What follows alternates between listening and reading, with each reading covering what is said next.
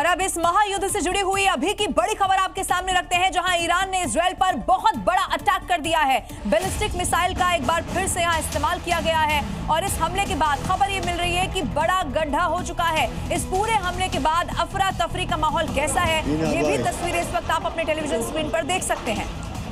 और ईरान के न्यूक्लियर हथियारों से दुनिया को बचाने का दावा कर युद्ध में कूदे ट्रंप अब दुनिया को ऊर्जा संकट में धकेल चुके हैं। हॉर्मुज़ स्ट्रेट में ईरानी हमलों को सुरक्षा देने का उनका दावा भी अब काम नहीं आ पा रहा है। शिपिंग कंपनियां इस वक्त बहुत डरी हुई हैं, जिसके बाद ट्रंप ने बड़े देशों से मदद की गुहार लगा दी है।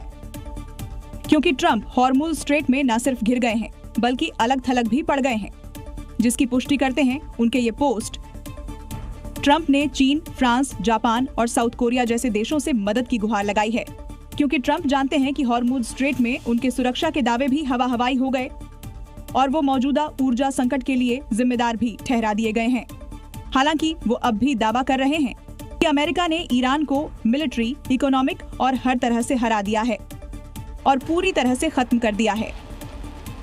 लेकिन ट्रंप की अपील फिर भी बेकार गई। जापान ने हॉर्मुज़ स्ट्रेट में शिप भेजने से इनकार कर दिया है। फ्रांस अपने पहले की तरह डिफेंसिव मोड में रहेगा। चीन ने एक बार फिर शांति की बात दोहराई है। ग्रेट ब्रिटेन दूसरे शिप रूट्स की बात कर रहा है। अमेरिका की इस हालत पर ईरानी विदेश मंत्री अब्बास अरागची ने भी दावा किया है कि ट्रंप चीन के सामने गिड़गिड़ा चुके हैं। ऐसे में ट्रंप अमेरिका की जीत का दावा भला क्यों कर रहे हैं? अब देखिए, ट्रंप भले ही हॉर्मुज़ स्ट्रेट पर नियंत्रण लेने के दावे करते हुए नजर आ रहे हो, लेकिन चीन, जापान जैसी शक्तियों से उनकी मदद की मांग बिल्कुल साफ इशारा करती है कि अभी यहां ईरान पीछे नहीं हटा है। और तो और ईरान ने हॉर्मुज़ स्ट्रेट में अपनी तैयारियों का वीडियो जारी कर अमेरिका को हद में रहने की चुनौती दे दी है, जिसमें ईरान ने अपनी नेवी की ताकत दिखाने की कोशिश की है। वीडियो में ईरान के अटैक शिप, कॉम्बैट ड्रोन का नेटवर्क, आसमान में गरजते fighter jets, helicopter, commando, tank सभी को पूरी तरह तैनात और तैयार दिखाया गया है। जबकि अमेरिका और इजरायल ये बार बार दावा करते हैं कि ईरान की नेवी और एयरफोर्स तबाह हो चुके हैं। इसी के जवाब में ईरान ने अपनी ताकत दिखाने वाला ये वीडियो जारी कर जवाब दे दिया है। ईरान ने हॉर्मुज़ स्ट्रेट को लेकर साफ कह दिया है कि यहां से सिर्फ दोस्तों को ही गुजरने दिया जाएगा। ईरान ने हॉर्मुज़ में अपने हमले की क्षमता का वीडियो भी जारी कर दिया है और उसमें ईरानी हमलों में तबाह हुए कार्गो शिप्स के वीडियो को भी शामिल कर नई चेतावनी जारी कर दी है कि हॉर्मुज़ को लेकर उसकी धमकियों और उसकी ताकत को हल्के में लेने की गलती ना की जाए।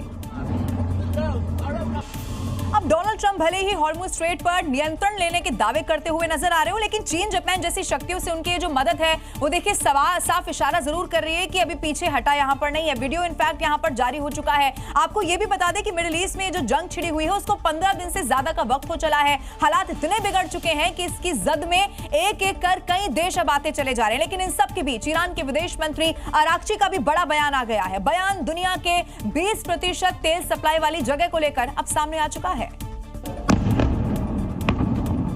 क्योंकि स्ट्रेट ऑफ हॉर्मुज़ सबसे बड़ा एपिसेंटर बन चुका है, जिसे खुलवाने के लिए डोनाल्ड ट्रंप एड़ी चोटी का जोर लगा रहे हैं। दावा था कि जंग की शुरुआत के साथ ही ईरान ने इसे बंद कर दिया, लेकिन अब विदेश मंत्री अब्बास अरागची ने साफ किया कि यह सिर्फ दुश्मनों के लिए बंद है, दोस्तों के लिए नहीं।